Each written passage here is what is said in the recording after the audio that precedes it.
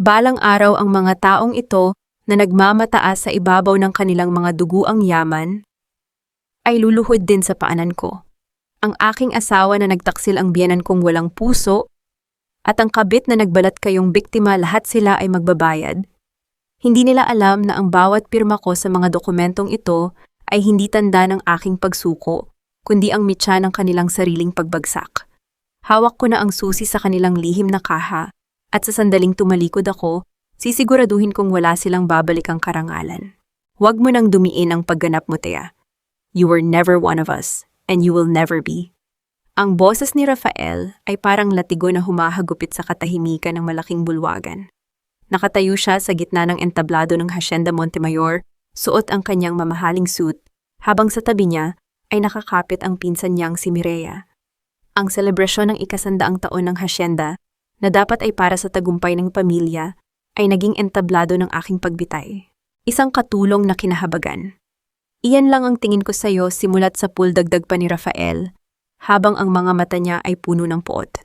Ngumiti ako ng bahagya, isang matigas at malamig na ngiti. Sa harap ng halos 300 panauhin, mga negosyante politiko at mga mamamahayag, nanatili akong tuwid ang tayo sa gitna ng liwanag ng mga spotlight. Ang suot kong lumang uniforme ng katulong na ipinuwersa nilang isuot ko ngayong gabi ay hindi naging hadlang sa aking dignidad. Rafael, anak, huwag mo nang sayangin ang laway mo sa babaeng iyan na ni Doña Celestina, ang aking biyenan, habang may hawak na mikropono. Itinaas niya ang isang mamahaling kwintas na brilyante. Ang kwintas na ito, ang pamanang hiyas ng aming pamilya, ay natagpuan sa loob ng bag ni Thea. Hindi lang siya mang-agaw ng posisyon, isa rin siyang magnanakaw. Biglang lumitaw sa malaking screen sa likod nila ang mga larawan ng mga sulat, mga peking ebidensya na nagsasabing ginamit ko ang aking pagbubuntis para pilitin si Rafael na pakasalan ako. Sa tabi ni Rafael, biglang humagulgol si Mireya. Ang kanyang mga luha ay parang laso na unti-unting pumapatay sa natitira kong respeto sa kanila. I'm sorry, Rafael. I'm pregnant too, anunsyo ni Mireya, sa harap ng lahat habang ang boses ay nanginginig sa kunwaring takot. Si Rafael ang ama ng dinadala ko. Thea, please, wag mo na kaming saktan. Alam naming pera lang ang habol mo. Naramdaman ko ang mga matang nakatusok sa akin. Ang bulungan ng mga tao ay parang mga bubuyog na naghahatid ng kahihiyan. Ngunit sa halip na manginig, dahan-dahan kong kinuha ang aking telepono at tiningnan ang oras. Saktong 9:00 ng gabi. Ang dialysis ng kapatid kong si Lourdes sa ospital ay nakatakdang simulan sa loob ng 15 minuto. Lumapit sa akin si Doña Celestina, bit-bit ang isang folder. Pirmahan mo ito. Isang pag-amin na ninakaw mo ang hiyas na huli ka sa akto at tinatalikuran mo ang lahat ng karapatan mo sa bata sa sinapupunan mo. Kung hindi ngayon din ay ipapahinto ko ang lahat ng suportang medikal para sa kapatid mo. Let's see how long she lasts without a machine. Ito ang kanilang alas, ang buhay ni Lourdes. Hinarap ko si Rafael. Hindi ako nagtanong kung bakit. Hindi ako humingi ng paliwanag sa kanyang pagtataksil. Alam ko na ang sagot bago pa man magsimula ang gabing ito. Lumapit ako sa kanya, ang aking mga hakbang ay matatag at walang pag-aalinlangan. Dahan-dahan niyang hinablot ang aking kamay at sa harap ng lahat marahas niyang hinubad ang aking singsing sa kasal. Ang hapdi ng pagkiskis ng ginto sa aking balat ay naging simbolo ng aking kalayaan. You are nothing but a gold digger who failed, bulong niya sa aking tainga. Ang hininga niya ay amoy alak at panlilin lang. Kinuha ko ang panulat mula sa kamay ni Doña Celestina. Walang panginginig ang aking daliri habang inilalapat ang aking pirma sa bawat pahina ng aking pag-amin. Hindi ito ang katapusan. Ito ang resibo na gagamitin ko para selyuhan ang kanilang libingan sa hinaharap. Tapos nasabi ko sa isang boses na kasing lamig ng kamatayan, Lourdes will get her treatment tonight and I will leave this house. Good. Get out of my sight before I call the police, pagtataboy ni Rafael habang inaalalayan si Mireya na tila ba isa itong babasaging kristal. Tumalikod ako nang hindi lumuluha. Habang naglalakad ako sa gitna ng bulwagan, bawat hakbang ko ay nag-iiwan ng bakas ng isang babaeng namatay na ngayong gabi at isang bagong kaaway na isinilang.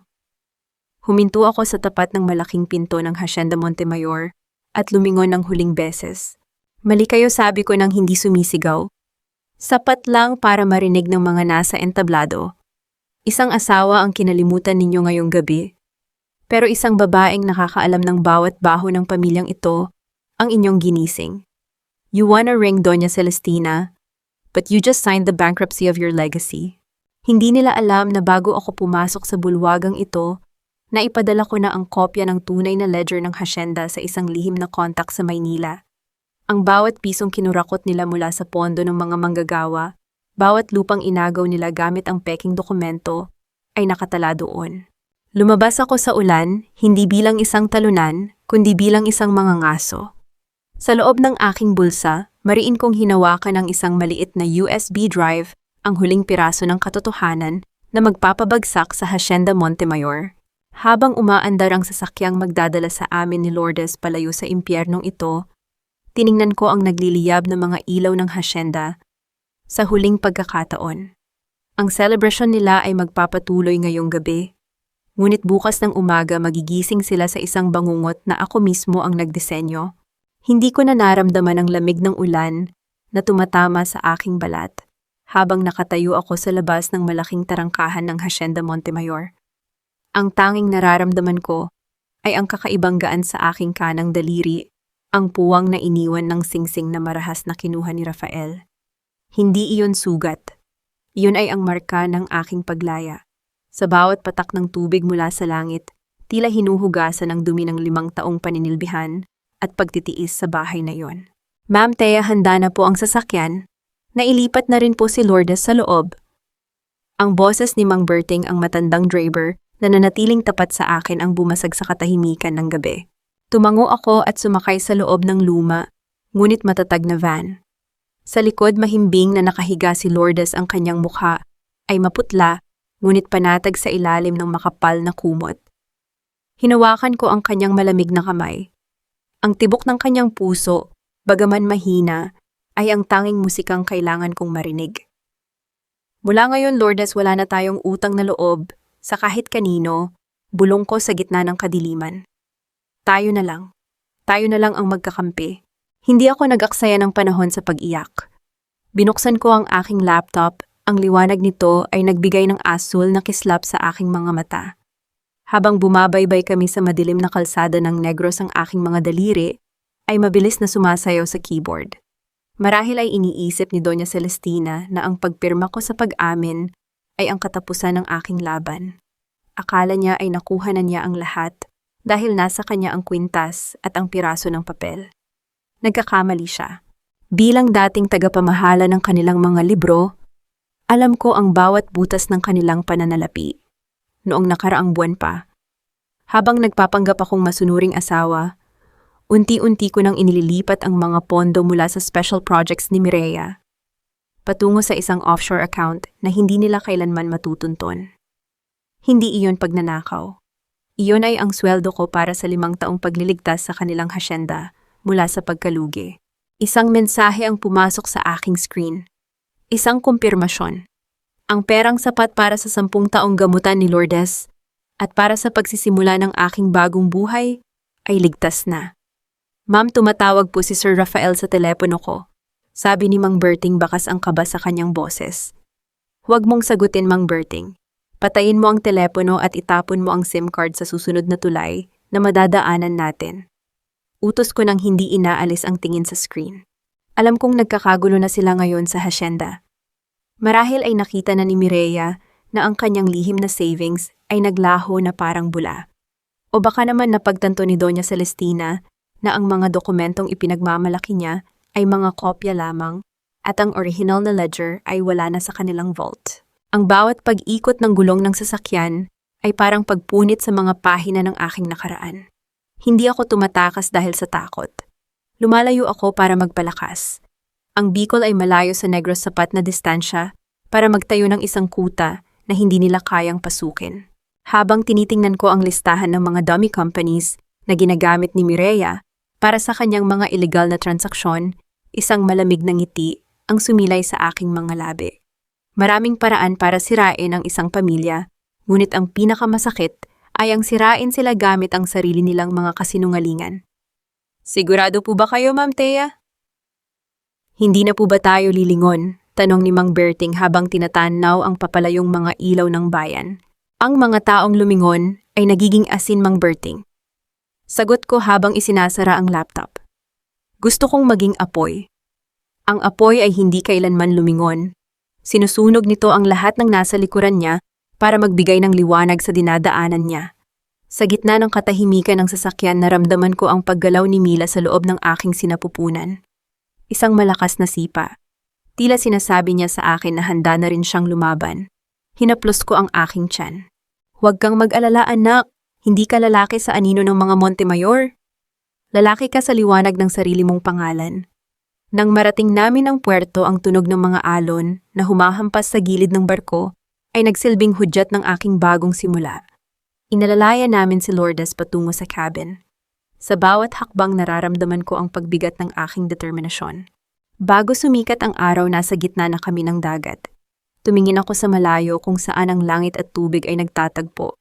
Doon sa kabila ng abot-tanaw naghihintay ang Bicol. Naghihintay ang aking hinaharap.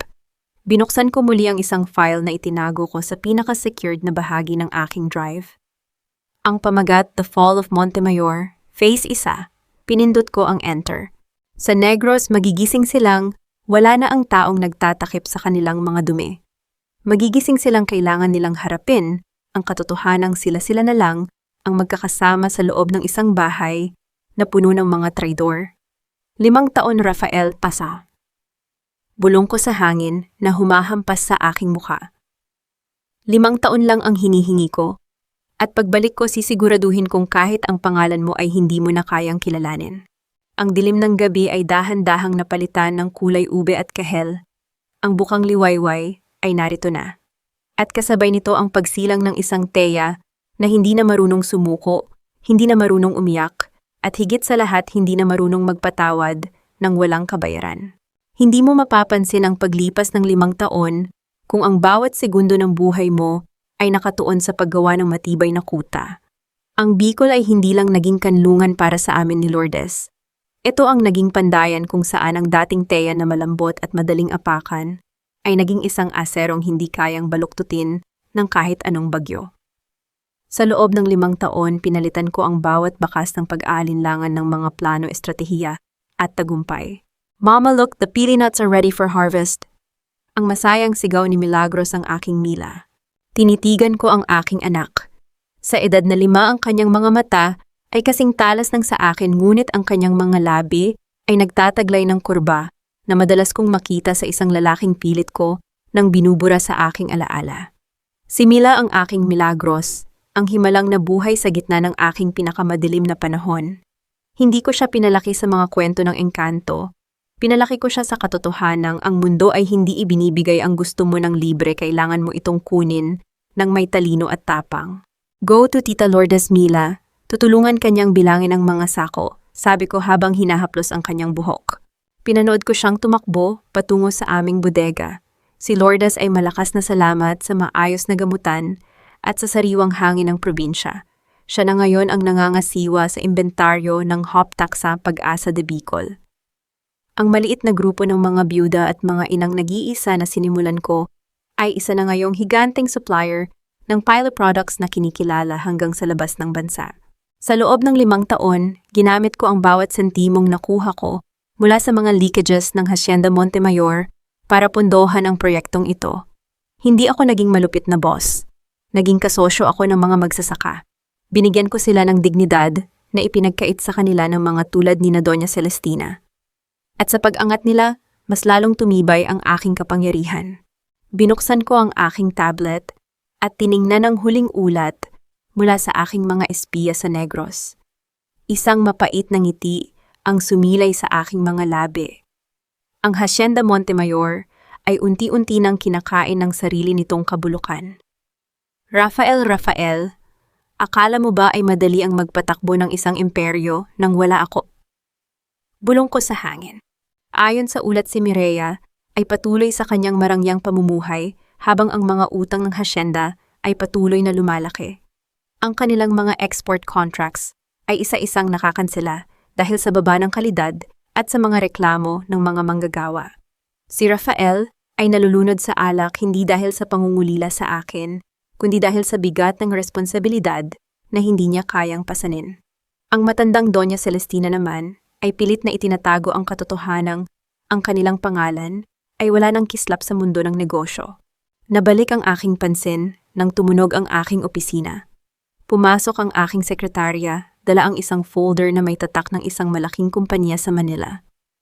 Ma'am Thea, may urgent proposal po mula sa Global Harvest Exports. Kailangan daw po nila ng exclusive supplier para sa kanilang bagong international line. Pero may kondisyon po sila, paliwanag niya. Ano iyon? Tanong ko habang binubuklat ang mga papeles. Kailangan daw po nating makipag-merger sa isa sa mga dating suppliers nila sa Visayas para ma-meet ang volume. Ang napili nilang partner ay ang Hacienda Montemayor. Tumigil ang mundo ko ng isang saglit. Hindi dahil sa takot kundi dahil sa isang matinding kuryente ng pananabik na dumaloy sa aking mga ugat. 5 taon ko itong hinihintay. Ang sandali na sila mismo ang lalapit sa akin nang hindi nila alam kung sino ang kanilang kinakausap. Ayon sa proposal, ang Hacienda Montemayor ay nasa bingit ng foreclosure. Ang merger na ito ang huling straw na kakapitan nila para hindi sila malunod. Sila ang nangangailangan ng aking supply, ng aking sistema, at ng aking pera. They are desperate. Sabi ko, ang boses ko ay kasing lamig ng asero. They don't know that Pag-asa de Bicol is owned by an Alvarado. Ano pong isasagot natin, ma'am?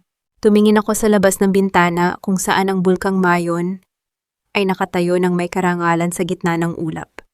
Tulad ng bulkang iyon, matagal akong nanahimik nag-iipon ng init sa loob.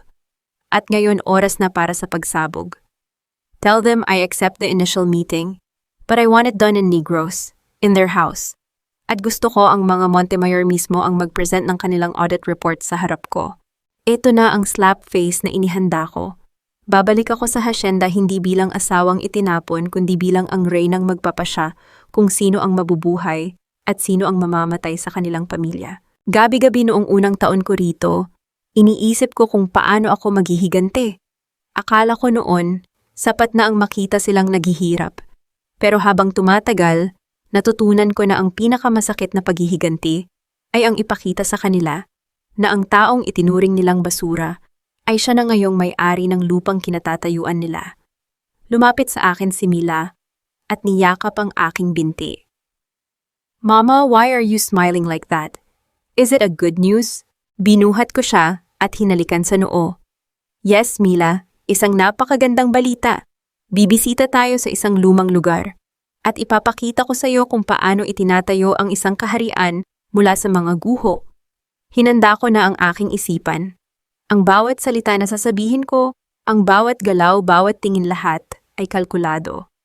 Wala nang Thea na iiyak sa harap ni Rafael. Ang makikita nila ay ang babaeng sisipsip sa natitirang hininga ng kanilang hacienda hanggang sa wala nang matira kundi alikabok. Habang nag-empake ako ng aking mga gamit, nakita ko ang isang lumang litrato namin ni Rafael na hindi ko sinasadyang maisama noon. Hindi ko ito sinunog. Sa halip kinuha ko ang gunting at dahan-dahang ginupit ang aking mukha mula sa kanya. Ang nakaraan ay patay na Rafael.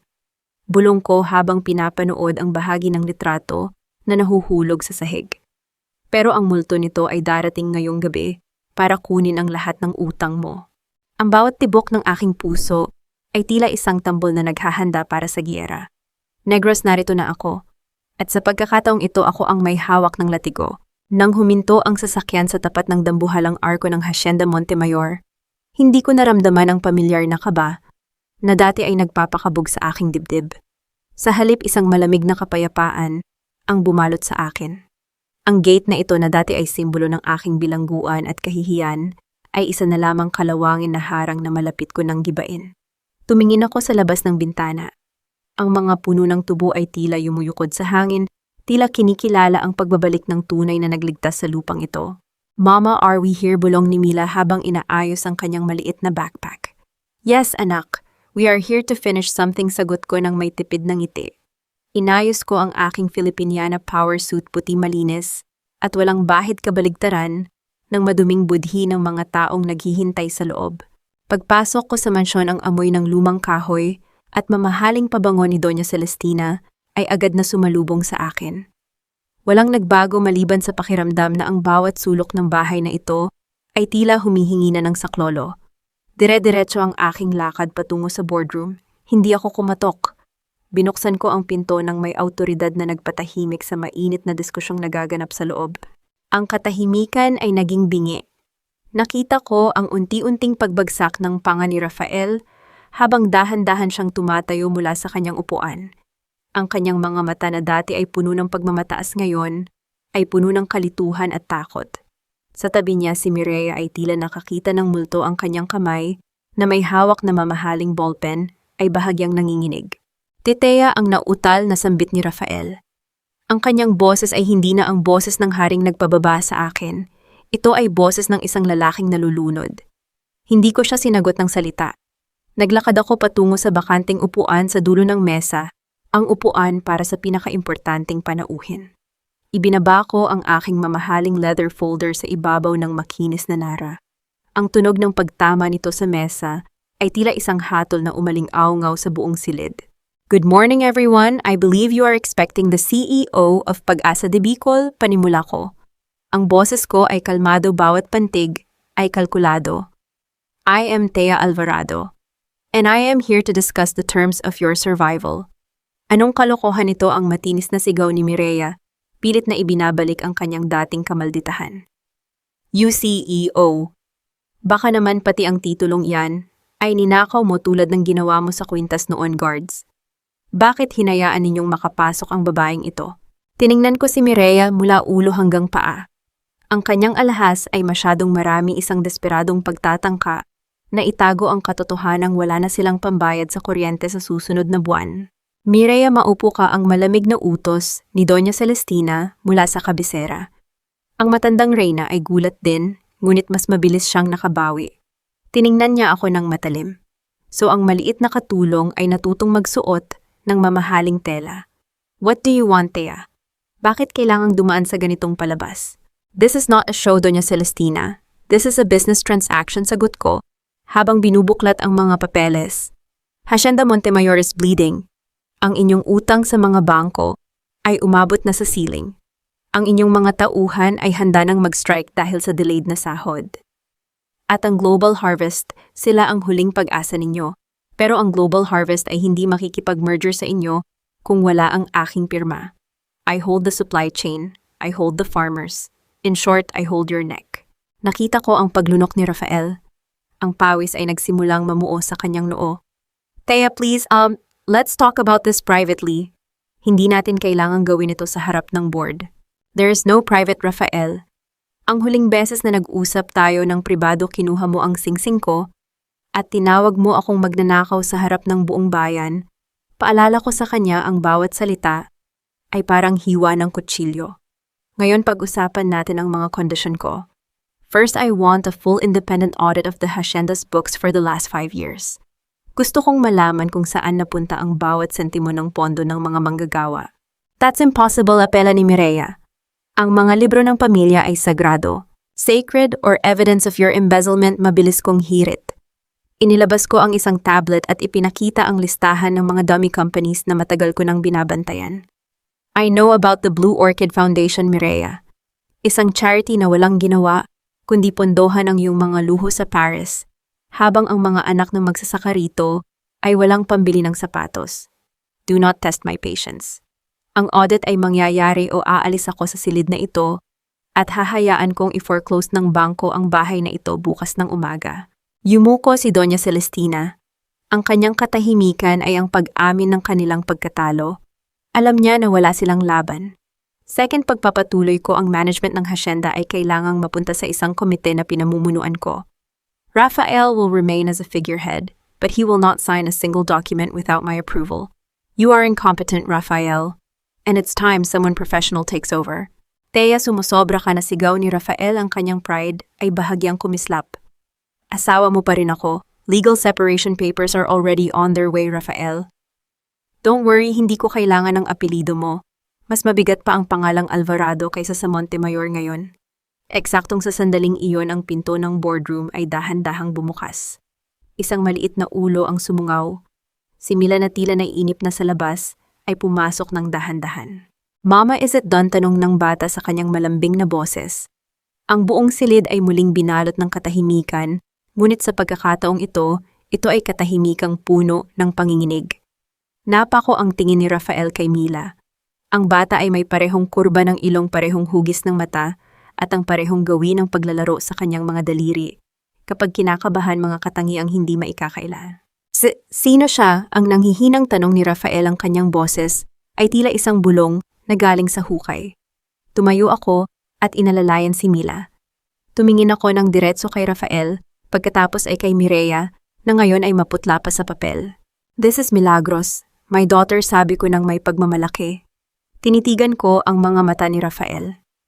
Ang anak na sinabi mong hindi kailanman magiging isang Montemayor. At tama ka, Rafael. Dahil siya ay isang Alvarado. At balang araw siya ang magmamay-ari ng bawat pulgadang lupang kinatatayuan mo. Nakita ko ang pagbagsak ng balikat ni Rafael. Ang kanyang buong mundo ay gumuho sa isang sandali. Si Mireya naman ay tila hihimatayin sa galit at inggit. Ang kanyang mga kuko ay nakabaon sa kanyang palad. Now, sabi ko habang kinukuha ang aking folder at inilalagay ang aking salamin sa loob nito, you have 24 hours to decide. The audit begins tomorrow or the bankruptcy announcement goes out at noon. The choice is yours. But remember, I am no longer the woman who asks for permission. I am the woman who gives orders. Binuhat ko si Mila at naglakad palabas ng boardroom. Ang bawat hakbang ng aking high heels sa sahig ay parang tunog ng isang orasan na nagbibilang ng nalalabing oras ng mga Montemayor. Hindi ako lumingon. Hindi ko kailangang makita ang kanilang mga luha. Sapat na ang malaman kong sa loob ng silid na iyon ang hangin ay naging masikip para sa kanila. Habang papalabas kami ng mansyon, narinig ko ang malakas na pagtatalo ni Rafael at Mireya mula sa loob. Ang kanilang perpektong alyansa ay nagsisimula na ring mabulok. Isang mapait na tagumpay. Hindi. Ito ay katarungan. Sumakay ako sa sasakyan at tiningnan ang aking anak na ngayon ay masayang naglalaro sa kanyang tablet. Mama, why is that man crying? Tanong ni Mila. Because he finally realized the value of the things he threw away. Anak, sagot ko, habang pinapaandar ang sasakyan. But it's too late. Some things once broken can never be fixed no matter how much you cry. Habang papalayo kami sa hasyenda, isang mensahe ang pumasok sa aking telepono mula sa aking private investigator. Isang larawan ng isang pamilyar na mukha na matagal ko nang hindi nakikipag-usap sa isang kilalang land developer. Ang aking kilay ay bahagyang tumaas. Ang laro ay mas malalim pa kaysa sa inaasahan ko. Ang bawat tunog ng mga pahinang binabaliktad sa loob ng boardroom ay tila isang dahan-dahang pagpiga sa leeg ni Mireya. Ang silid na ito na dati ay puno ng halimuyak ng tagumpay ng mga Montemayor ngayon ay amoy alikabok at nabubulok na mga sekreto. Kasama ang aking team ng mga independent auditors, sinimulan ko ang paghimay sa bawat sentimong pumasok at lumabas sa hasyenda sa loob ng nakalipas na 5 taon. This is a waste of time, Rafael, ang matinis na reklamo ni Mireya habang pabalik-balik siya sa paglalakad. Ang kanyang maskara ay bahagyang kumalat dahil sa pawis, isang senyales na ang kanyang perfect porcelain mask ay nagsisimula ng mabitak. Bakit natin hinahayaang insultuhin ng babaeng ito ang ating integridad? These are private family records. Hindi ko siya tiningnan. Nanatili ang aking paningin sa screen ng aking laptop, kung saan ang mga graph ng pananalapi ay nagpapakita ng isang malaking bangin. Integridad, Mireya, interesting choice of word. Sabi ko nang hindi inaalis ang tingin sa mga numero. Lalo na't ang bawat purchase order ng pataba sa loob ng 3 taon ay nakapangalan sa isang kumpanyang matatagpuan sa isang bakanting lote sa Cavite. Huminto si Mireya sa paglalakad. Ang kanyang mukha ay biglang nawalan ng kulay. It's a mistake by the accounting department. Hindi ko kontrolado ang bawat supplier. Talaga dahil ang bawat cheque na ibinayad sa kumpanyang iyon ay may pirma mo bilang co-signatory, malamig kong hirit. Inilabas ko ang isang lumang ledger mula sa aking bag, isang pisikal na libro na may mga sulat kamay, at narito ang orihinal na talaan na itinago ko 5 taon na ang nakalilipas. Dito nagsimula ang lahat. Noong akala ninyo ay wala akong alam, itinatala ko na ang bawat butas na ginagawa mo sa bulsa ng pamilyang ito. Lumapit si Rafael sa mesa, ang kanyang mga kamay ay nanginginig habang kinukuha ang lumang ledger. Binasa niya ang mga huling pahina kung saan malinaw na nakasaad ang mga discrepancy na hindi itinama sa loob ng maraming taon. Mireya, ano ito ang nanghihinang tanong ni Rafael? Tumingin siya sa kanyang pinsan, naghahanap ng isang dahilan para maniwala pa rin dito. Rafael, love, pinagkakaisahan nila ako. Mabilis na sagot ni Mireya, ang kanyang boses ay naging malambing at puno ng luha. Lumapit siya kay Rafael at hinawakan ang braso nito. Thea is bitter. She wants to destroy us. Ginagawa ko lang ang lahat para protektahan ang hasyenda. Minsan kailangan nating gumawa ng mga shortcuts para hindi tayo malugi sa tax. Shortcuts, napatawa ako ng maikli isang tunog na walang bahid ng saya. Ang tawag doon ay embezzlement, Mireya. At ang pinakamasakit na bahagi, Rafael, inilabas ko ang huling dokumento, isang land lease agreement para sa isang bahagi ng hasyenda na ginawang warehouse ng mga puslit na produkto. Ay ito, ibinaba ko ang dokumento sa harap ni Rafael. Nanlaki ang kanyang mga mata nang makita ang sarili niyang pirma sa dulo ng kontrata. Hindi ko matanda ang pinirmahan ko ito. Bulong ni Rafael, ang kanyang boses ay puno ng kalituhan. Siyempre hindi mo matatandaan, sabi ko habang itinuturo ang petsa. Dahil pinapirma ka niya rito noong gabing lasing na lasing ka dahil sa stress ng trabaho. At tignan mo kung sino ang tumayong witness. Ang pangalan ni Mireya Sarmiento ay nakasulat ng malinaw bilang saksi. Pero ang mas masakit ay ang bank account number kung saan idinadeposito ang upa. Ito ay isang joint account sa pangalan ni Mireya at ng kanyang ina, si Jacinta. You used me, ang gulantang nasabi ni Rafael kay Mireya. Dahan-dahan niyang inalis ang kamay ni Mireya sa kanyang braso. Lahat ng hirap ko, lahat ng pagtatanggol ko sa iyo laban kay Thea noon. Ginagamit mo lang pala ako para magnakaw sa sarili nating pamilya. No, Rafael, War did it for us. Para may backup tayo kung sakaling mabaliw ang mama mo, ang desperadong sigaw ni Mireya. Ang kanyang pagiging pa-victim ay tuluyan ng naglaho na palitan ng isang mapanganib na galit. Tumingin siya sa akin ng matalim. Ikaw, akala mo ba ay napakagaling mo? You are just a parasite who crawled back to finish what you started. Hindi ako natinag. Tumayo ako ng dahan-dahan, ang aking presensya ay tila naging mas matayog kaysa sa kanila. Ang parasite ay ang taong kumukuha ng hindi sa kanya, Mireya. Ako, kinukuha ko lang ang mga ebidensyang matagal mo nang itinago. Rafael, tignan mo ang huling pahina. Pinunasan ni Rafael ang kanyang pawis at binuksan ang huling bahagi ng audit report. Doon ay nakalagay ang kabuang halaga ng nawawalang pondo sa loob ng 5 taon. Isang halaga na sapat na para bayaran ang lahat ng utang ng hasyenda at bigyan ng bonus ang bawat manggagawa, kung hindi lang sana ito napunta sa mga luxury bags at condo units ni Mireya. I was so blind, ang bulong ni Rafael. Tila kinakausap ang kanyang sarili. Tumingin siya sa akin, ang kanyang mga mata ay puno ng pagsisisi na tila humihingi ng tawad. Thea, I didn't know it was this bad. Tinitigan ko siya ng walang emosyon. Ang pagsisisi niya ay parang ulan sa gitna ng dagat, walang saysay at huli na. Hindi mo alam dahil pinili mong huwag malaman, Rafael. Mas madaling maniwala sa magagandang kasinungalingan kaysa sa pangit na katotohanan. Humarap ako sa aking mga auditor at nag-utos na isil ang lahat ng dokumento. Pagkatapos ay muli kong tinitigan ang 2 taong nasa harap ko, ang lalaking minahal ko noon at ang babaeng sumira sa aking buhay. Ang audit ay simula pa lamang, ang banta ko. Mireya, siguraduhin mong nakaimpake na ang mga gamit mo. Dahil sa oras na lumabas ang final report na ito, hindi lang ang hasyenda ang mawawala sa iyo. I will make sure you spend the next few years in a place where luxury bags are not allowed. Naglakad ako patungo sa pinto, ngunit bago ako lumabas, huminto ako at lumingon kay Rafael. Ang kanyang mukha ay larawan ng isang taong nawala ng kaluluwa. Rafael, ang tawag ko sa kanyang pangalan sa huling pagkakataon sa gabing iyon. Bago ka matulog ngayong gabi, tanungin mo ang sarili mo, have you ever actually read anything you signed in the last 5 years? O baka naman pati ang pagkatao mo ay nakapirma na rin sa kontratang hindi mo alam? Lumabas ako ng boardroom, iniwan silang dalawa sa gitna ng katahimikan, na tila ba isang mitya ng isang paparating na pagsabog. Sa labas, ang hangin ng Negros ay tila bumubulong ng tagumpay. Pero alam ko ang sugat ni Mireya ay hindi pa ganap na bukas.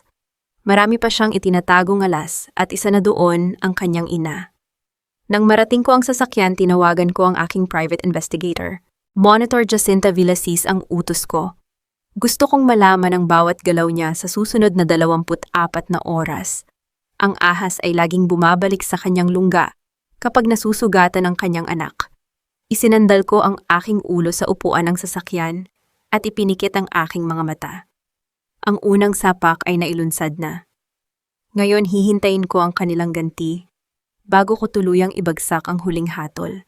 Ang buong gabi sa Hacienda Montemayor ay binalot ng isang nakabibinging katahimikan, ngunit sa ilalim nito ay ang dahan-dahang paggapang ng mga anino ng kataksilan. Alam kong hindi basta-basta susuko si Mireya. Ang mga taong tulad niya kapag nasusugatan ng garbo at nabubunyag ang baho ay mas nagiging mapanganib, hindi dahil sa tapang, kundi dahil sa kawalan ng kahihiyan. Habang nakaupo ako sa beranda ng aking pansamantalang tinutuluyan, sa labas ng hasyenda narinig ko ang paghinto ng isang sasakyan sa hindi kalayuan. Maya-maya pa ang aking screen ay umilaw. Isang notification mula sa aking private investigator. Si Aling Bebang, ang reyna ng chismis sa buong Negros, ay pumasok na sa mansion. The trap is set, Mama Kimo. Bulong ko sa hangin habang dahan-dahang iniikot ang tasengtsa sa aking kamay. Kinabukasan ang buong hasyenda ay nabulabog. Sa labas mismo ng warehouse kung saan nagtitipon ang mga manggagawa nakatayo si Mireya, kasama si Aling Bebang na may hawak na telepono at naka-livestream. Ang boses ni Mireya ay puno ng peking panginginig, ang kanyang mga mata ay namumugto sa kunwaring pag-iyak. Mga kasama, kailangan ninyong malaman ang katotohanan. Sigaw ni Mireya sapat na para marinig ng lahat. Si Thea Alvarado ay bumalik hindi para tulungan kayo. Narito siya para tustusan ang kanyang marangyang buhay sa Bicol. Hawak ko ang katibayan na sinusubukan niyang i-blackmail ang pamilya Montemayor ng 50 milyong piso kapalit ng hindi pagtuloy sa kanyang mga peking audit reports. Nagbulungan ang mga manggagawa. Ang ilan ay tumingin sa akin nang may pagdududa nang lumabas ako mula sa sasakyan. Si Aling Bebang ay mabilis na itinutok ang camera sa aking mukha. Ang kanyang mga mata ay nanlilisik sa pananabik sa magiging reaction ko. Ma'am Thea, totoo ba ito ninanakawan ninyo ang mga taong nagpapakain sa inyo noon? Ang matinis na tanong ni Bebang habang dahan-dahang lumalapit sa akin. Hindi ako nagpakita ng kahit anong emosyon. Sa halip na sumagot, naglakad ako nang dahan-dahan patungo sa gitna ng kumpol ng mga tao. Ang bawat hakbang ko sa tuyong damo ay lumikha ng isang malutong na tunog na tila ba bawat isa ay isang babala. Mireya, ang husay mo talagang umarte. Dapat ay sa pelikula ka dinala ni Rafael, hindi sa boardroom. Sabi ko nang may kasamang malamig na ngiti. Blackmail, iyan ba ang pinakamagandang naisip mo pagkatapos mong mabuking sa audit? Huwag mong ilihis ang usapan. Sigaw ni Mireya sabay taas ng isang folder na may mga peking pirma ko. Narito ang kontrata. Ang demand letter na isinulat mo. Inamin mo rito na ang lahat ng ebidensya mo ay gawa-gawa lang para makuha ang pera ng mga Montemayor. Tumingin ako kay Aling Bebang. Bebang, siguraduhin mong malinaw ang kuha mo sa mga dokumentong hawak niya. Dahil yan ang magsisilbing ebidensya sa kasong perjury at libel na isasampa ko sa inyong dalawa sa susunod na 1 oras. Biglang natigilan si Bebang. Ang kanyang kamay na humahawak sa telepono ay bahagyang nanginig. Anong sinasabi mo, Mao? Ang nauutal na tanong ni Mireya. Simple lang, panimula ko habang inilalabas ang sarili kong telepono. Ikununita ko ito sa malaking speaker na ginagamit sa mga anunsyo sa hasyenda. Noong nakaraang gabi, may isang taong nag-record ng pag-uusap ninyo sa loob ng mansion. Ang boses mo, Mireya, ay napakalinaw habang inuutusan mo si Bebang na gumawa ng peking demand letter kapalit ng 200,000 piso at isang pwesto sa bagong kantin ng hasyenda. Pinindot ko ang play. Ang bawat salita ni Mireya na nagpaplano ng paninirang puri ay umalingaw-ngaw sa buong paligid. Ang mga manggagawa na dati ay nakikinig sa kanya ay dahan-dahang lumayo, ang kanilang mga mukha ay napalitan ng galit at kasuklaman. Ay, it's a deep fake. Hindi ako yan, ang desperadong hirit ni Mireya, ngunit huli na. Ang recording ay nagpatuloy hanggang sa bahaging sinabi niyang, wala akong pakialam sa mga manggagawa, ang mahalaga ay mapalayas ang babaeng iyan. Ang katahimikan ay nabasag ng malakas na bulungan ng mga tao. Isang manggagawa ang sumigaw ng Tridor kami, Rhea. Pinaglalaruan mo lang kami. Hinarap ko ang kamera ni Bebang na ngayon ay tila gusto nang maglaho sa kinatatayuan. Bebang, ang livestream mo ay napanood na ng libu-libong tao. Ngayon lahat sila ay saksi kung paano ka naging kasabwat sa isang kriminal na gawain. Gusto mo bang magsalita o gusto mong sumunod kay Mireya sa kulungan? Mabilis na ibinaba ni Bebang ang kanyang telepono at nagsimulang tumakbo palayo, ngunit agad siyang hinarang ng aking mga tauhan. Si Mireya naman ay napasandal sa pintuan ng warehouse, ang kanyang mukha ay larawan ng isang taong tuluyan nang nawalan ng kontrol. Naglakad ako palapit sa kanya. Inabot ko ang aking tasa ng tsa na dala ng aking assistant at dahan-dahang humigop sa harap niya. Ang init ng tsaa ay tila ba nagbibigay diin sa malamig na katotohanang kinakaharap niya ngayon. You are a master of victims, Mireya. But I am a master of facts, bulong ko sa kanyang tainga habang siya ay nanginginig sa galit. Ang bawat bitag na ilalatag mo ay magsisilbing lubid na sasakal sa iyo. Muling nagkagulo ang mga tao nang makita nilang paparating ang sasakyan ni Rafael. Bumaba siya bakas ang pagod at kahihiyan sa kanyang mukha. Tinitigan niya si Mireya pagkatapos ay tumingin sa akin. Wala siyang sinabi, ngunit ang kanyang mga mata ay nagsusumamo ng katahimikan. Rafael, ang pinsan mo ay kailangan ng magpahinga mula sa kanyang mga panlilinlang, sabi ko habang ibinibigay ang tsaa sa aking assistant. At ikaw, siguraduhin mong hindi ka na madadamay sa susunod na pagsabog. Dahil ang recording na narinig ninyo ay maliit na bahagi lang ng kung ano ang hawak ko. Habang papalayo ako sa kumpol ng mga tao, naramdaman ko ang isang matalim na tingin mula sa dulo ng kalsada. Isang matandang babae ang nakatayo sa ilalim ng puno ng nara. Nakaitim na belo ang mga kamay ay nakatikom ng mahigpit. Si Jacinta Villasis, hindi siya gumagalaw. Ang kanyang mga mata ay nakapako sa akin, puno ng isang halo ng takot, galit at isang bagay na hindi ko inaasahan, pagsisisi.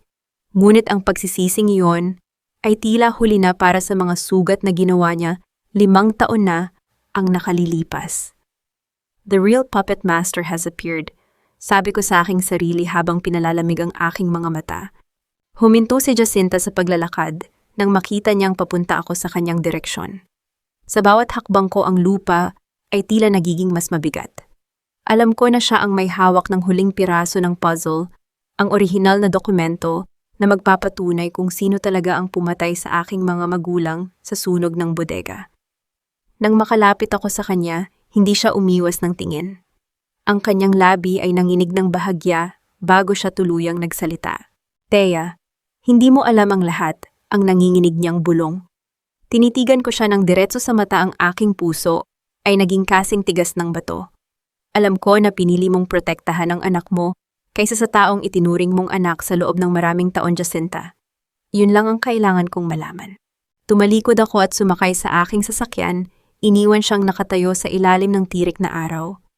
Ang cliffhanger ng gabing ito ay hindi lang tungkol sa pagbagsak ni Mireya, kundi tungkol sa kung anong dumi ang handang itago ni Jacinta para sa kanyang dugo. Sa loob ng sasakyan, tinawagan ko ang aking abogado. Prepare the subpoena for Jacinta Villasis.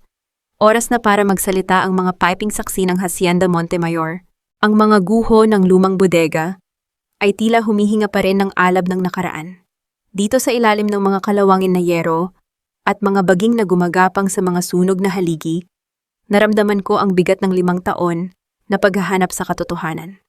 Dito nasawi ang aking mga magulang, at dito rin sa harap ni Jacinta Villasis, magtatapos ang lahat ng mga kasinungalingang itinayo ng pamilya Montemayor. Bakit mo ako pinapunta rito, Thea? Ang boses ni Jacinta ay pilit na matapang, ngunit ang kanyang mga kamay na nakahawak sa kanyang shawl ay nanginginig. Ang dating matapang na tagapamahala ng hasyenda ay tila lumiit sa harap ko. Hindi mo na ako kailangang takutin. Handa na akong harapin ang hustisya. Hustisya, madiin kong tawa, isang tunog na walang bahid ng saya. Ang hustisya ay para sa mga taong marunong magsisi. Ikaw, Jacinta, ang pinili mong protektahan ay hindi ang buhay kundi ang sikreto ng isang mamamatay tao. Lumapit ako sa kanya, ang bawat yabag ko. Sa tuyong damo, ay tila pintig ng isang oras ang naghihintay na tumigil. Tumigil ako ilang pulgada ang layo sa kanya. Ang amoy ng kanyang pabango ang pamilyar na samyo ng lavender, na dati ay nagpapatahan sa akin. Tuwing ako ay umiiyak noong bata pa ako ay tila isang insulto sa alaala ng aking ama at ina. Ginawa ko lang yon para sa anak ko. Bulong niya ang mga mata ay puno ng pait. Si Mireya ang dugo ko. Bilang isang ina, anong magagawa ko? Hahayaan ko ba siyang mabulok sa kulungan para sa isang kasalanang hindi naman niya ginawa? Kasalanang hindi ginawa. Humakbang ako nang mas malapit ang aking tingin, ay tumagos sa kanyang kaluluwa. Jacinta, sinunog ninyo ang bodega na ito habang nasa loob ang aking mga magulang. Tinakpan ninyo ang pagiging sakim ng mga Montemayor sa pamamagitan ng dugo ng mga taong nagtitiwala sa inyo. Huwag mong sabihin ginawa mo iyon para sa anak mo. Ginawa mo iyon dahil takot kang mawala ang iyong posisyon at ang iyong kapangyarihan sa hasyendang ito. Hindi totoo yan, sigaw niya, ngunit agad ding bumagsak ang kanyang mga balikat. Ang mga Montemayor, sila ang nag-utos. Hindi ako ang pumatay. Pero ikaw ang nagbuhos ng gaas, hindi ba? Ang katahimikan sa pagitan namin ay naging mas matindi pa sa anumang kulog o kidlat. Hindi siya sumagot. Ang kanyang katahimikan ay ang pinakamalakas na pag-amin na kailangan ko. Nakita ko ang pagbagsak ng kanyang mga luha hindi dahil sa pagsisisi, kundi dahil sa pagod.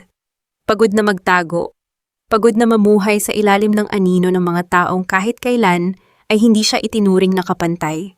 Nasa akin ang ledger, sabi niya sa isang bulong na halos tangayin na ng hangin.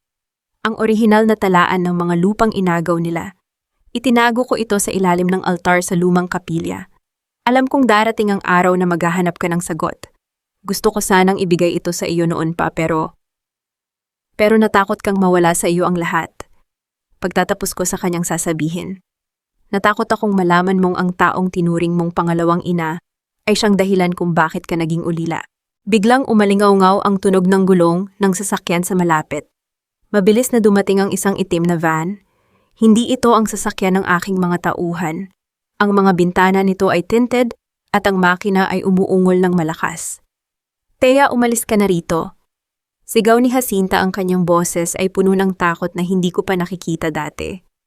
Alam nilang nandito tayo. Bago pa man ako makahakbang bumukas ang pinto ng van. At 3 lalaking nakasuot ng itim ang lumabas. Hindi sila mga gwardya ng hasyenda. Sila ay mga upahang tauhan na halatang may misyong burahin ang anumang ebidensya. Jacinta, sumama ka sa amin. Ngayon din, ang boses ng lalaking nasa gitna ay parang bakal. Tumingin ako kay Jacinta. Ang kanyang mukha ay naging kasing puti ng papel. Alam ko na ang mangyayari. Kung sasama siya sa kanila, hindi na siya makakapagsalita pa. Ang ledger sa kapilya ay posibleng sunugin o iligaw sa kung saan.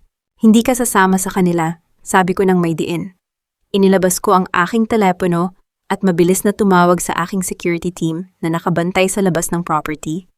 Jacinta, kung gusto mong mabigyan ng kahit katiting na halaga ang buhay mo, sabihin mo sa akin kung nasaan ang ledger ngayon. I can protect you. I am your only chance. Thea, hindi mo sila kaya, sagot niya, habang dahan-dahang hinihila ng mga lalaki ang kanyang braso. Ang mga Montemayor ay hindi titigil hanggat hindi ka nila napapatahimik. Ang mga Montemayor ay nakaupo sa isang trono na ang mga paa ay unti-unti ko nang pinuputol. Sagot ko habang hinaharap ang 3 lalaki. Hindi ako natatakot sa mga aso nila. Bago pa man makalapit ang mga lalaki, isang putok ng baril ang umalingaw-ngaw sa hangin, hindi para pumatay, kundi para magbabala. Ang aking mga tauhan ay dumating armado at handa. Ang mga lalaki ay nag-atubili. Sa gitna ng kaguluhan, nakita kong tumakbo si Jacinta patungo sa direksyon ng kapilya. Jacinta, sigaw ko, ngunit huli na. Isa sa mga lalaki ang nagawang mahablot ang kanyang buhok at itulak siya sa damuhan. Sa gitna ng tensyon, nakita ko ang isang pamilyar na figura na lumabas mula sa anino ng van. Si Rafael. Ang kanyang mukha ay puno ng pait at pagkalito. Nakatingin siya sa akin hindi bilang asawang nagmamakaawa, kundi bilang isang lalaking natututo nang tanggapin na ang kanyang pamilya ay isang bangungot. Thea, stop this. Sabi ni Rafael, ang kanyang boses ay nangangatog. Hindi mo alam ang pinapasok mo. Ang ledger na yan, hindi lang pamilya ko ang sisirain yan. Sisirain niyan ang buong sistema ng Negros. Then let it burn, Rafael. Sagot ko ng may determinasyon. Kung ang sistemang ito ay itinayo sa dugo ng mga magulang ko, wala akong pakialam kung gumuho ito sa ibabaw ninyo. Tiningnan ko ang mga lalaki na ngayon ay nakatutok na ang baril sa aking direksyon. Ang aking puso ay hindi tumitibok ng mabilis dahil sa takot. Tumitibok ito dahil sa wakas, ang totoong laban ay nagsisimula na. Rafael, kung gusto mong patunayan na may natira pang tao sa loob mo, pigilan mo ang mga asong ito, hamon ko.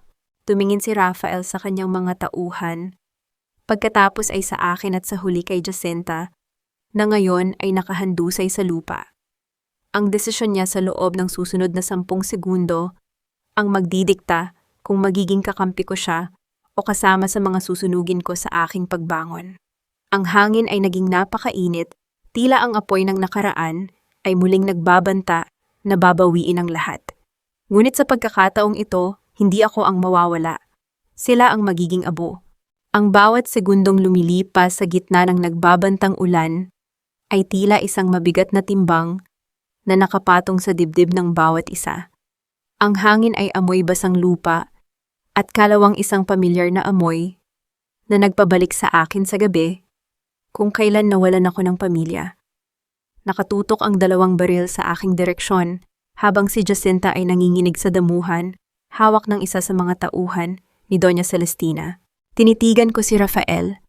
Ang kanyang mukha ay basang-basa ng pawis at ulan ang kanyang mga mata ay nagpapalipat-lipat sa akin kay Jacinta at sa mga armadong lalaki na naghihintay ng kanyang utos. Ito ang kanyang huling pagsubok. Ito ang sandali kung saan kailangan niyang pumili kung mananatili siyang tututa ng kanyang ina or magiging isang lalaking may sariling paninindigan. Sir Rafael, ano pong gagawin natin, ang tanong ng lalaking may hawak ng baril? Sabi ni Doña Celestina, kailangang makuha ang matanda bago pa makapagsalita sa mga awtoridad. Humakbang si Rafael sa pagitan ko at ng mga baril. Ang kanyang panga ay nakakuyom, ang kanyang mga kamay ay nakatikom ng mahigpit sa kanyang gilid. Put down your guns, ang malamig na utos ni Rafael. Pero sir, ang utos ng Donya, sino ba ang nagpapasweldo sa inyo? Ako o ang matandang nakaupo sa mansyon? Ang mabilis na putol ni Rafael. Ang kanyang boses ay puno ng awtoridad na matagal niyang itinago sa ilalim ng anino ng kanyang ina. I said, ibaba ninyo ang mga baril ninyo. Umalis kayo rito bago ko tawagan ang provincial director ng pulisya. Do you think I can't do that? Nagkatinginan ang mga lalaki. Nakita ko ang pag-aalinlangan sa kanilang mga mata. Alam nilang si Rafael ang tagapagmana ng hasyenda at kahit anong utos ni Doña Celestina, ang pangalan pa rin ni Rafael ang nakasulat sa kanilang mga kontrata. Dahan-dahan nilang ibinaba ang kanilang mga armas, pinakawalan si Jacinta, at mabilis na sumakay pabalik sa itim na van. Ang marahas na pag-ikot ng mga gulong sa putik ay lumikha ng isang malagkit na tunog bago tuluyang nawala ang sasakyan sa kadiliman. Lumapit ako kay Jacinta at tinulungan siyang tumayo. Hindi ko tinignan si Rafael, hindi ko kailangan ng kanyang tulong at hindi ako magpapasalamat sa isang bagay na dapat naman talaga niyang gawin. I did not do that for you, Thea, ang sabi ni Rafael habang nakatayo sa likod ko. Ang kanyang boses ay tila napapagod, tila ang buong bigat ng pangalan ng kanyang pamilya ay nakapatong sa kanyang mga balikat. Alam ko, Rafael, sagot ko nang hindi siya nililingon. Ginawa mo iyon para sa sarili mo. Dahil kung hinayaan mo silang patayin kami rito, tuluyan ng magiging mamamatay tao ang pamilyang matagal mo nang ipinagtatanggol. Inakay ko si Jacinta patungo sa lumang kapilya na ilang metro lang ang layo mula sa amin. Ang pintuan ng kapilya ay gawa sa lumang kahoy, marahang lumikha ng mahabang tunog ng pagkiskis nang buksan ko ito. Sa loob, ang amoy ng lumang kandila, alikabok at amag ay sumalubong sa amin. Ang mga imahe ng mga santo ay tila mga piping saksi sa muling pagtatagpo ng mga taong may mga utang sa nakaraan. Inupo ko si Jacinta sa isa sa mga lumang bangko. Siya ay patuloy sa pag-iyak, ang kanyang mga kamay ay nanginginig habang nakahawak sa kanyang dibdib. Thea, ang altar, bulong ni Jacinta sa pagitan ng kanyang mga hikbi. Sa ilalim ng estatwa ni San Jose, may maluwag na bahagi ng kahoy doon. Doon ko itinago ang lahat. Naglakad ako patungo sa altar. Ang bawat hakbang ko sa lumang semento ay lumikha ng tunog na tila ba nagpapabilis sa tibok ng aking puso. Inabot ko ang estatwa na ramdaman ko ang lamig ng lumang semento. Sa ilalim nito tulad ng sinabi ni Jacinta, ay may isang kahoy na dahan-dahan kong iniangat. Doon ay nakita ko ang isang makapal na folder na nakabalot sa plastic upang hindi mabasa ng ulan. Kinuha ko ito at binuksan. Ito ang original na ledger ng Hacienda Montemayor mula pa noong bago ako ipanganak. Ang mga pahina ay madilaw, ngunit ang mga pirma at mga numero ay napakalinaw.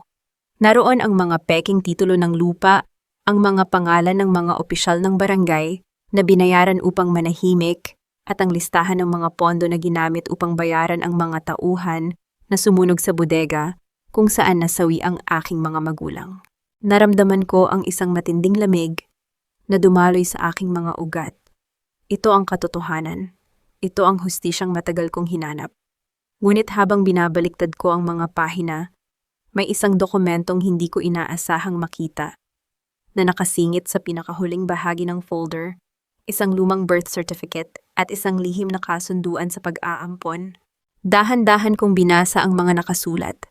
Ang aking mga mata ay nanlaki sa matinding gulat. Ang aking puso na kanina pa matatag ay tila huminto sa pagtibok ng isang segundo. Mireya Sarmiento ay hindi isang totoong Sarmiento.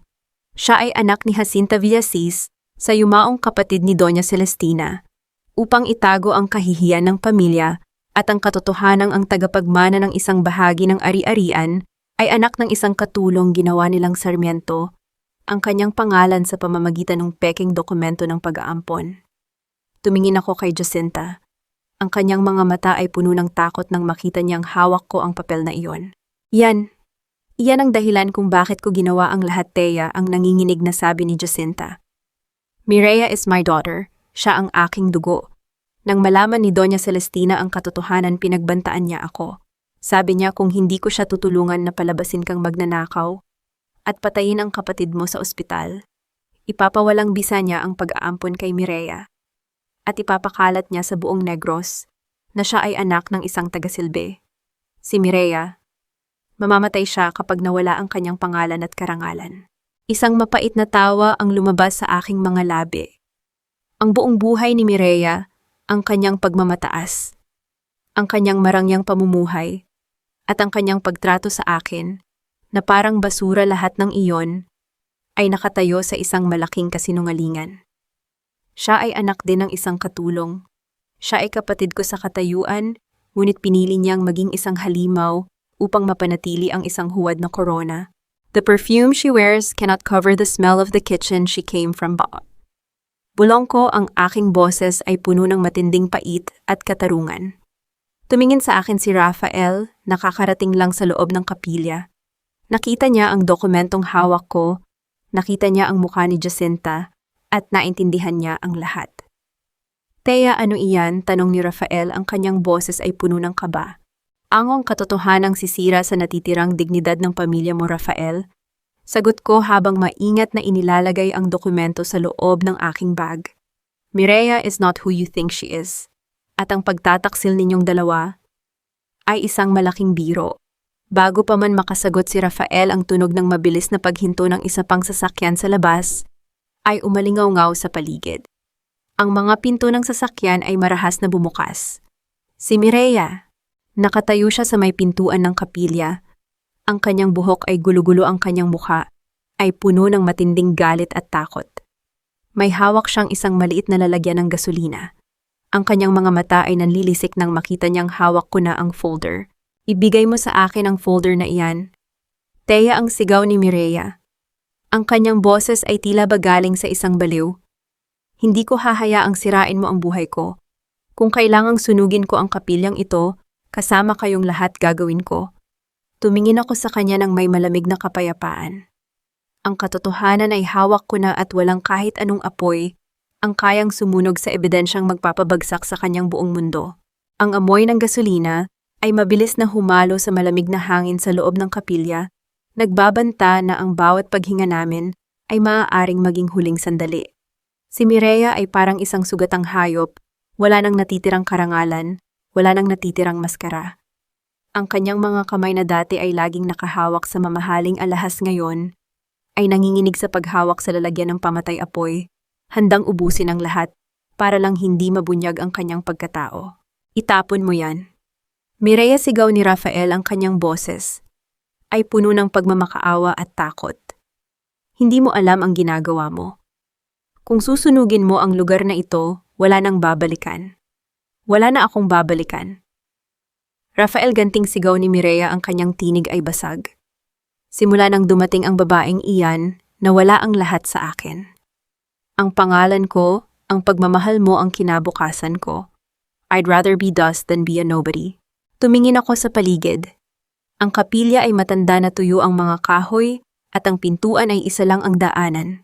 Hindi ako natakot. Ang takot ay para lamang sa mga taong walang hawak na alas. At sa pagkakataong ito, hawak ko ang pinakamatalim na sandata laban sa kanya, ang katotohanan. Mireya, hindi mo kailangang gawin ito para sa isang kasinungalingang itinayo mo sa loob ng 20 taon. Sabi ko sa mahinahon, pero matatag na boses. Alam ng lahat kung sino ka. Anak ka ng isang katulong na pilit na itinago sa anino ng mga Montemayor. Kahit sunugin mo ang buong hasyenda, ang katotohanang iyan ay hindi mabubura. Ang dugo mo ay dugo rin ng taong kinamumuhian mo. Natigilan siya. Ang kanyang kamay na may hawak na gasolina ay huminto sa ere. Ang kanyang mga mata ay nanlaki, puno ng pagkabigla, na nalaman ko ang kanyang pinakamalalim na sekreto.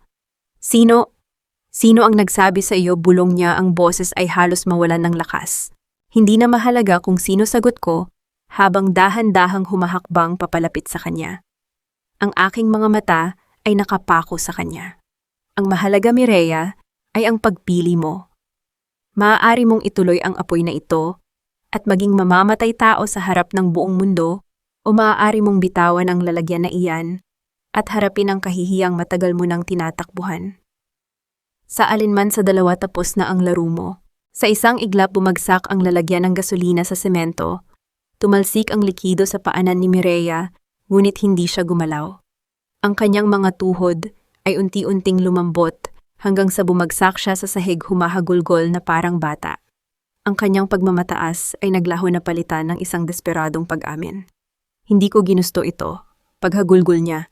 Gusto ko lang maramdaman kung paano maging isang Montemayor. Hindi ko na siya pinansin. Lumingon ako kay Rafael, na ngayon ay tila nawalan na rin ng direksyon. Rafael, ang ledger na ito ang magsasabi kung ano ang dapat gawin sa mga susunod na oras.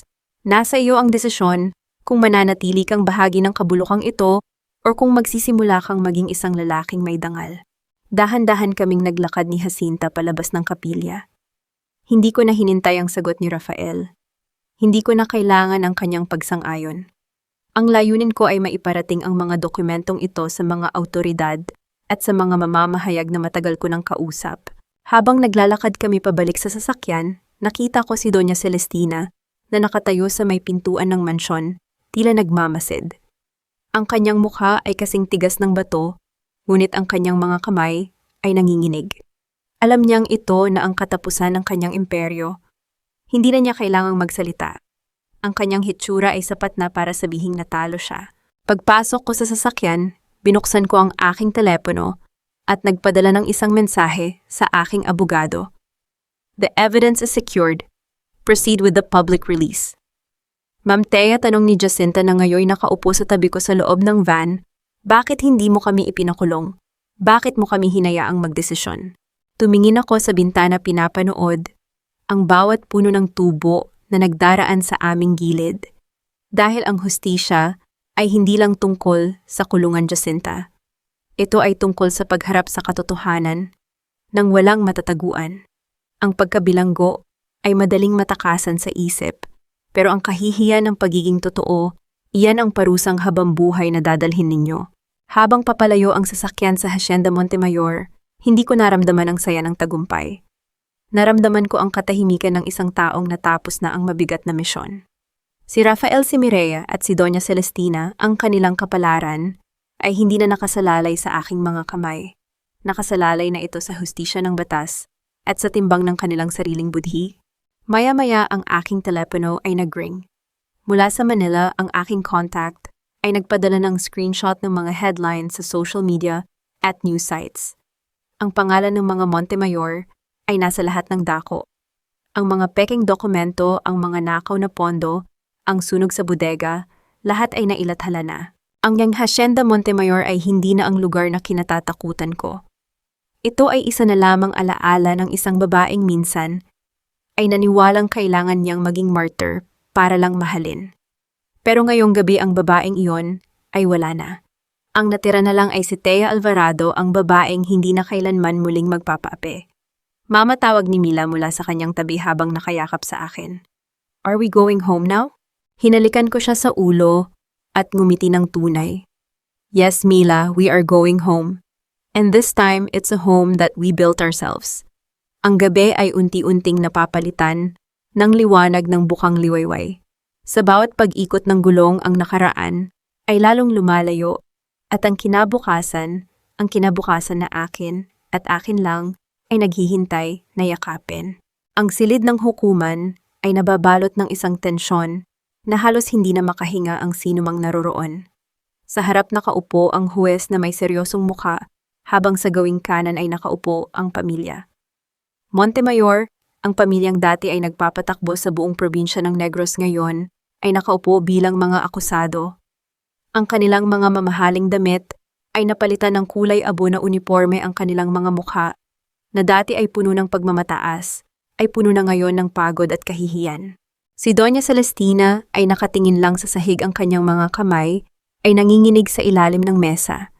Sa tabi niya si Mireya ay hindi tumitigil sa pag-iyak, isang desperadong pagtatangka na makuha ang awa ng korte, ngunit walang sino man ang tumitingin sa kanya. Saksi, maari ka nang magpatuloy, ani ng huwes. Tumayo si Rafael. Ang kanyang pagtayo ay mabagal, tila dinadala ang bigat ng 100 taon ng kasaysayan ng kanyang pamilya. Tumingin siya sa akin, isang tingin na puno ng pagsisisi at pagtanggap bago siya humarap sa huwes. I am Rafael Montemayor. Ang kanyang boses ay malinaw at matatag. At lahat ng mga dokumentong iniharap ni Miss Alvarado, lahat ng ito ay totoo. Ang Hacienda Montemayor ay hindi lumago dahil sa sipag, kundi dahil sa dugo ng mga taong pinagsamantalahan namin.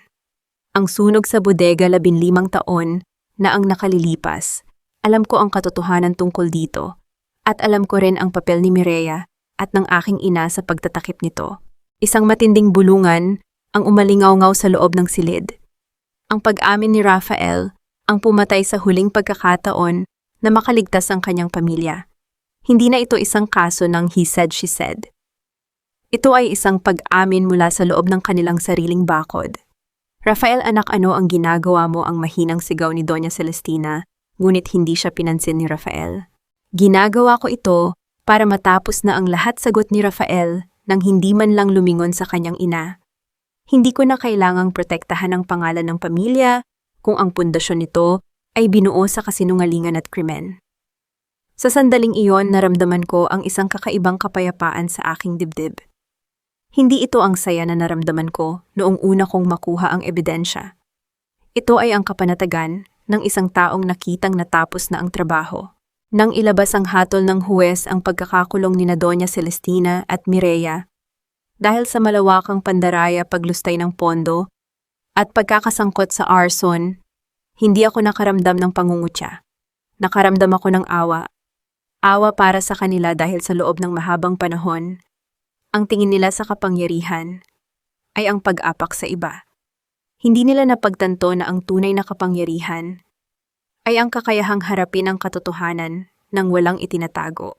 Habang inilalabas sila ng mga pulis mula sa courtroom, dumaan sila sa harap ko. Si Mireya, sa kabila ng kanyang galit, ay huminto sa aking harapan. Ang kanyang mga mata ay puno ng matinding puot. Masaya ka na ba, Thea, na wala na sa akin ang lahat, bulong niya. Tumingin ako sa kanya ng diretsong-diretso. Mireya, hindi ko kinuha ang lahat sa iyo. Ipinakita ko lang sa iyo ang realidad na matagal mo nang tinatakbuhan. Ang lahat ng nawala sa iyo ngayon ay bunga ng bawat desisyong ginawa mo. Hindi ako ang sumira sa iyo. Ikaw ang sumira sa sarili mo. Hindi siya sumagot. Hila-hila na siya ng mga pulis palabas. Si Doña Celestina naman ay hindi man lang tumingin sa akin.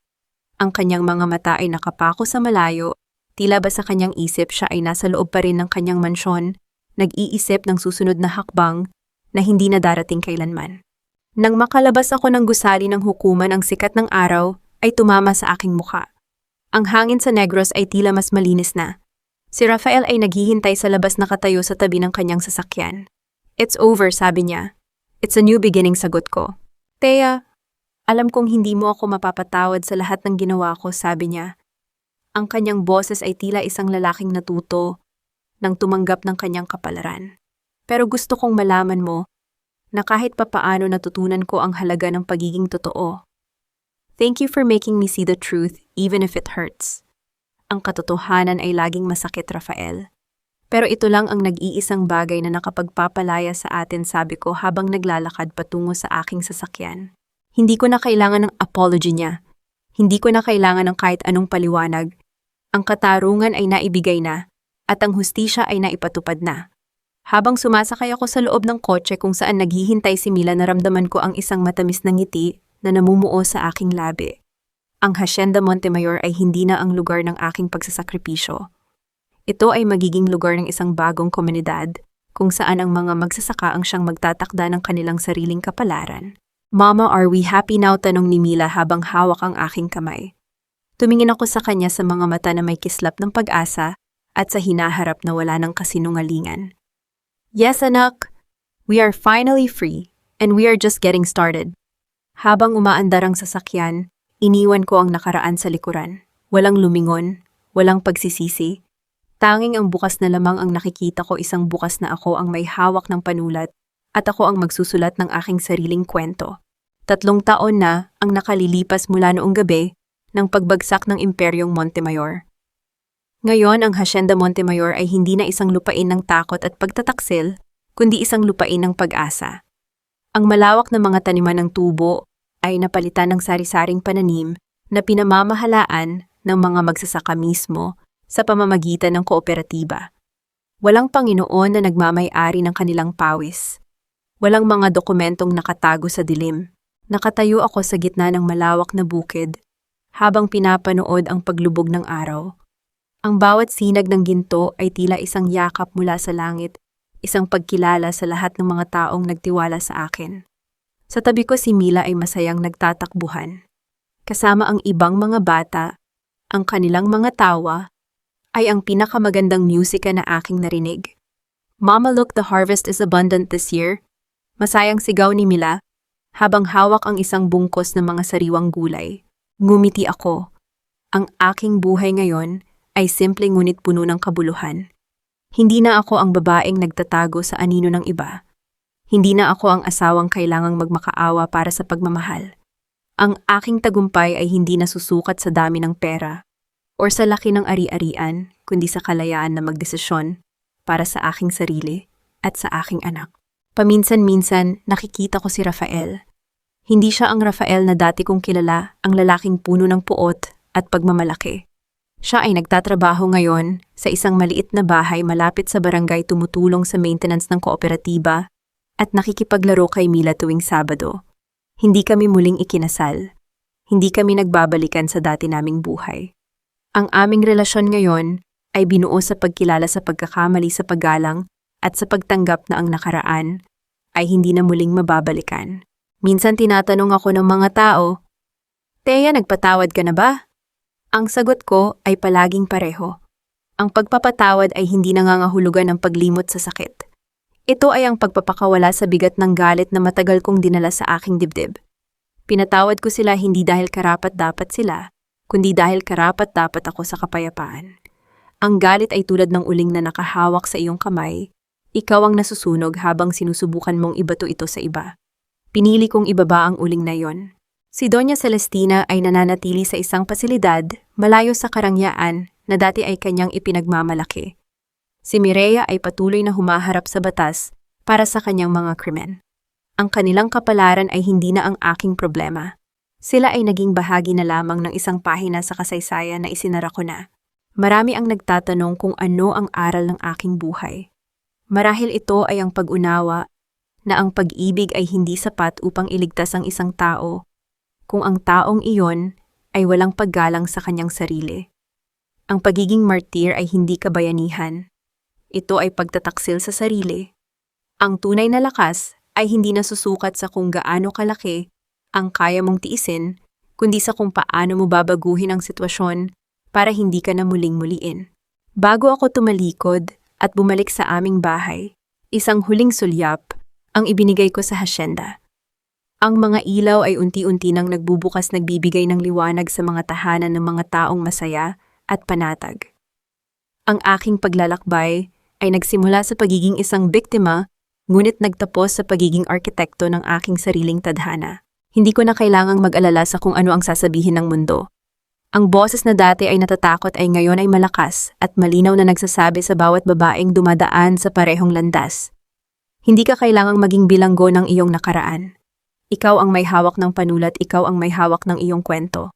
Huminga ako ng malalim, ang sariwang hangin ng gabi ay pumasok sa aking mga baga. Ang hinaharap ay hindi na isang banta. Ito ay isang canvas na naghihintay ng bagong kulay. Hawak ang kamay ni Mila, naglakad ako pa uwi, ang aking puso ay magaan, ang aking isip ay payapa, at ang aking pagkatao ay buong buo. Tapos na ang gyera. Napanalunan ko ang aking sarili. At sa mundong ito na puno ng mga lihim at kasinungalingan, iyon ang pinakamagandang tagumpay na maaari kong makamit. Ang buhay ay hindi na isang sumpa. Ito ay isang biyaya na matapang kong hinarap at sa wakas lubos na nagmamay-ari.